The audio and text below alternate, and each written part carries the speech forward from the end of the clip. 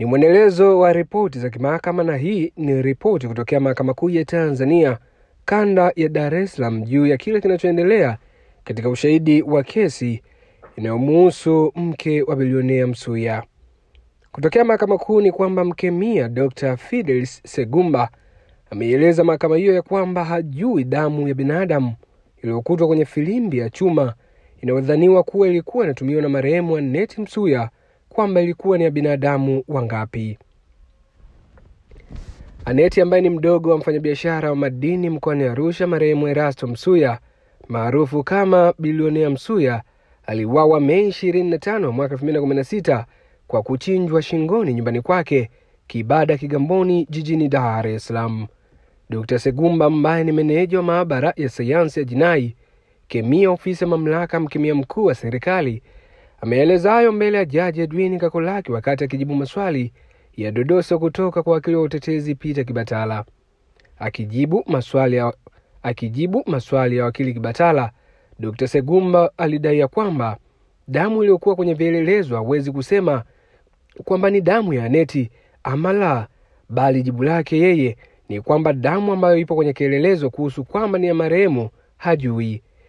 Katika baadhi ya maswali ambayo wakili Kibatala amemuuliza Dr. Segumba ni kwamba, na kupelekea ukurasa wa pili wa hii ripoti yako, umesema uchunguzi wa awali umedhihirisha kuwa kuna damu ya binadamu. Je, unafahamu zilikuwa damu za watu wangapi? Katika majibu yake Dr. Segumba amedai kwamba jibu langu kilikuwa na damu. Pia wakili Kibatala alimuuliza tena Dr. Segumba ya kwamba ni damu ya watu wangapi, ambapo Dr. Segumba alijibu ya kwamba kujua ni damu ya watu wangapi lazima turudi kwenye jedwali la ripoti yangu ya vinasaba. Baada ya kutoa jibu hilo, pia wakili Kibatala akamuuliza tena, Mheshimiwa Jaji, naomba nijibu swali langu liko wazi kabisa kwamba ni damu ya watu wangapi, ambapo Dr. Segumba alisema siwezi kujua. Wakili Kibatala akamuuliza tena ni sampuli gani iliyoletwa kupima kutoka kwa mshtakiwa wa pili ambaye ni Revocatus Muyela, ambapo shahidi huyo alijibu ya kwamba mpanguso kutoka ndani ya mashavu yake. Wakili Kibatala akamuuliza tena, nilitaka kujua kama ulipima damu yake, ambapo shahidi akaishia tu kutabasamu ambaye ni Dr. Segumba.